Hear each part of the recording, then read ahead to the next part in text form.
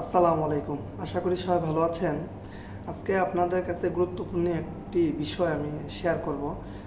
কারণ বর্তমানে আপনারা জানেন আরএমজি সেক্টরে টেক্সটাইল বা কম্পোজিট সেক্টরে কিন্তু বর্তমানে ভালো একটা কেরিয়ার আছে। কারণ মার্কেটে আপনি দেখবেন যখন যে সেক্টরে ডিমান্ড থাকে সেটার কিন্তু চাহিদা থাকে, তাই না? তো আমরা চেষ্টা করব যে ভিডিওতে মনোযোগ সহকারে শোনার।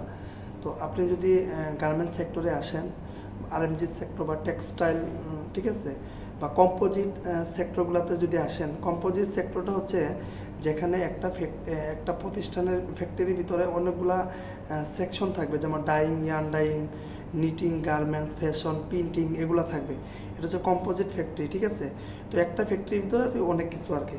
তো যাই হোক, আমরা চেষ্টা করব বর্তমানে আরএমজি সেক্টরগুলোতে আসার।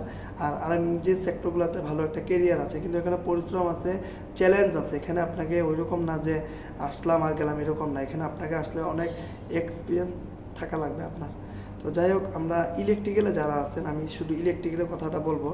দেখেন, আপনি যদি সিনিয়র পোস্টে আসেন অথবা জুনিয়র পোস্টে যদি আসেন, তাহলে আপনার জুনিয়র পোস্টে আসলে দেখা গেল আপনি যদি সাবস্টেশন বা কম্প্রেসার, জেনারেটর, এই সেক্টরগুলোতে আসেন। ইঞ্জিনিয়ার পোস্টে যদি আসেন সিনিয়র পর্যায়ে, বা আপনি নতুন যদি আসতে চান, তাহলে এখানে আসলে আপনি অনেক কিছু পাবেন।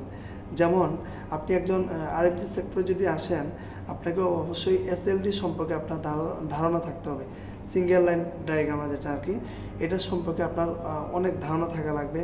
তারপর হচ্ছে আপনার substation, load management, ELD, LPS, fire detection, protection, ঠিক আছে, অটোক্যাড, এগুলো সম্পর্কে আপনার ভালো ধারণা থাকতে হবে। নাহলে কিন্তু আপনি চ্যালেঞ্জিংয়ের মধ্যে পড়ে যাবেন, ঠিক আছে। তারপর হচ্ছে আপনার যেমন আরইসি, হ্যাঁ, তারপর বিএনপিসি, এনএফপিএ স্ট্যান্ডার্ড, এগুলার এই আপনার ফায়ারের যে বিষয়গুলা বা আরইসি অডিটের যে বিষয়গুলো, এগুলো সম্পর্কে আপনার যথেষ্ট ধারণা থাকতে হবে। আমরা যারা অন্য সেক্টরে আছি, বিশেষ করে আমরা যারা ফার্মাসিক্যালে আছি বা অন্য আদার্স যে সেক্টরগুলোতে আছি, আমরা যদি কখনো আরএমজি সেক্টরগুলোতে আসার ট্রাই করি বা গার্মেন্টস বা টেক্সটাইলগুলোতে যখন আসে, তখন কিন্তু আমরা এগুলো কিন্তু পাবো। তো এগুলো আগে থেকে আপনি পাবেন, তারপরে এখানে কিন্তু এগুলো বেশি গার্মেন্টস সেক্টরগুলোতে। তারপর হচ্ছে আপনার সিএপিএ, মানে একটা জেনারেটর কীভাবে চালাবেন বা একটা কম্প্রেসার কীভাবে চালাবেন, একটা মেশিন কীভাবে চালাবেন, এর সিএপিএ আপনাকে অবশ্যই ভালোভাবে জানতে হবে, ঠিক আছে। তারপর হচ্ছে আপনার ফায়ারের কথা তো বললাম। তারপর হচ্ছে আপনার যেমন কি বলে, আপনার এই বিভিন্ন পাম্প সম্পর্কে আপনার ভালো ধারণা থাকতে হবে। ওয়াটার পাম্প থাকতে পারে, এসটিভি থাকতে পারে, তারপর লিফট, এসি, এগুলো সম্পর্কে আপনার যথেষ্ট ধারণা থাকতে হবে এবং প্র্যাকটিক্যালি কাজ করতে হবে, ঠিক আছে। তারপর হচ্ছে আপনার ডিবি, এমডিবি, এসডিবি, হ্যাঁ, fire alarm panel, fire pump room, এগুলো সম্পর্কে আপনার ফায়ার ডোর, ফায়ার রিলেটেড যে বিষয়গুলো আছে, এগুলো সম্পর্কে আপনার যথেষ্ট ধারণা থাকতে হবে, এক্সপিরিয়েন্স থাকতে হবে যদি আপনি আরএমজি সেক্টরগুলোতে আসেন।